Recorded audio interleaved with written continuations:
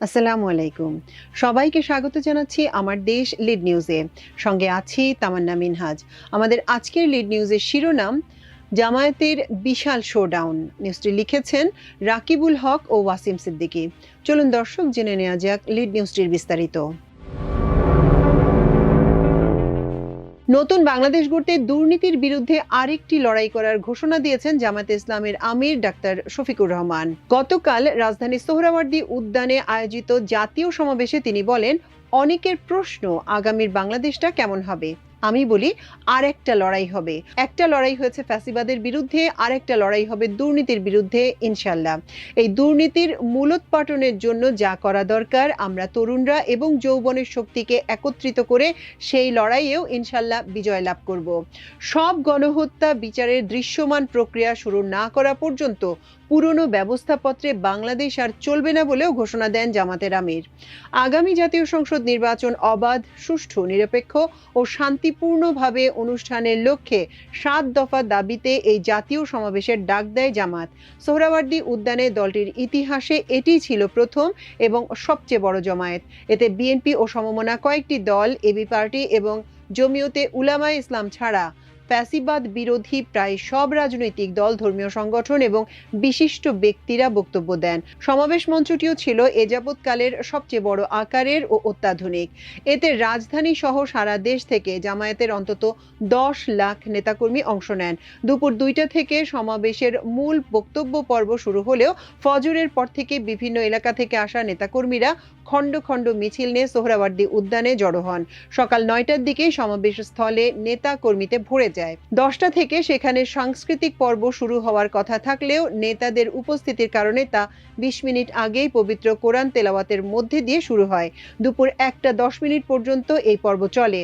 পরে বিরতি দিয়ে দুপুর ২টায় বক্তব্য পর্ব শুরু হয়। সভাপতির বক্তব্য দিতে গিয়ে অসুস্থ হয়ে ২ দফা পড়ে যান জামায়াতের আমির ডাক্তার শফিকুর রহমান।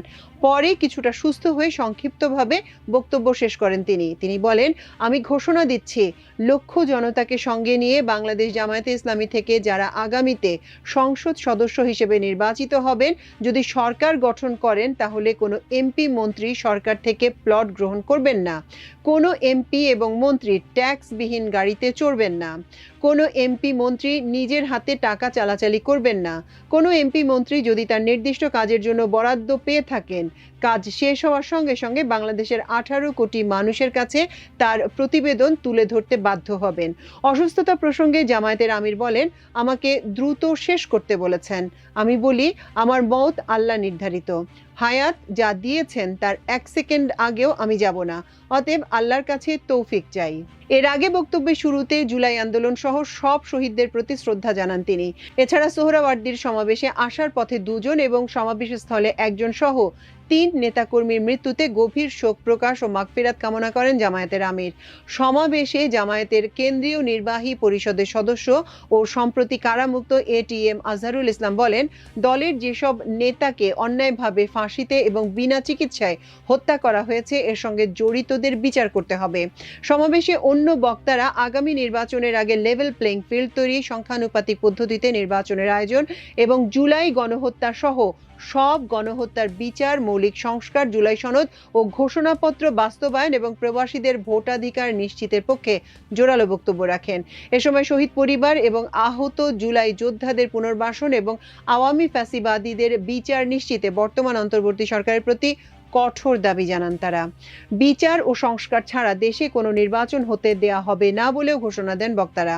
সমাবেশে জামায়াতের নায়েবে আমির doctor Syed Abdullah Mohammad Taher, secretary general অধ্যাপক মিয়া গোলাম পারওয়ার, এনসিপির সদস্য সচিব আক্তার হোসেন, খেলাফত মজলিসের মহাসচিব অধ্যাপক ডক্টর আহমেদ আব্দুল কাদের, শিবির সভাপতি জাহিদুল ইসলাম, এনসিপির উত্তরাঞ্চলের মুখ্য সমন্বয়ক সার্জিস আলম, হিন্দু মহাজোটের মহাসচিব ডক্টর গোবিন্দ চন্দ্র প্রামাণিক প্রমুখ বক্তব্য রাখেন।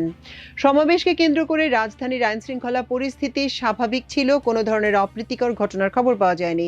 এদিন রাজধানীর বিভিন্ন সড়কে যানজট লক্ষ্য করা যায়। বিশেষ করে রাজধানীর প্রবেশ মুখগুলোয় তুলনামূলক ট্রাফিক জ্যাম ছিল বেশি। একসঙ্গে অনেক গাড়ির চাপ তৈরি হওয়ায় গাবতলী, সায়েদাবাদ ও মহাখালী এলাকায় যানজট দেখা যায়। তবে সমাবেশের আগে যানজটের বিষয়ে জামায়াতের পক্ষ থেকে নগরবাসীর কাছে আগাম দুঃখ প্রকাশ করা হয়েছে। সমাবেশে আসা মানুষ ও পথচারীদের জন্য জন্য পানি ও অন্যান্য খাবারের ব্যবস্থা করে জামায়াতে ইসলামী। তীব্র গরমের মধ্যে অনেকে এ খাবার এবং পানি পেয়ে সন্তুষ্টি প্রকাশ করেন। জানা গেছে রাজধানীর অন্তত ৩০টি পয়েন্টে এভাবে পানি ও খাদ্য সামগ্রী বিতরণ করা হয়। দর্শক, আমাদের আজকের লিড নিউজের আয়োজন ছিল এই পর্যন্তই। আগামীকাল ইনশাল্লাহ একই সময় একই চ্যানেলে আরেকটি লিড নিউজ নিয়ে আপনাদের সামনে হাজির হব। সে পর্যন্ত আল্লাহ আপনাদের সবাইকে ভালো রাখুন, সুস্থ রাখুন, সমৃদ্ধ রাখুন। এতক্ষণ সঙ্গে থাকার জন্য অশেষ কৃতজ্ঞতা। আল্লাহ হাফেজ।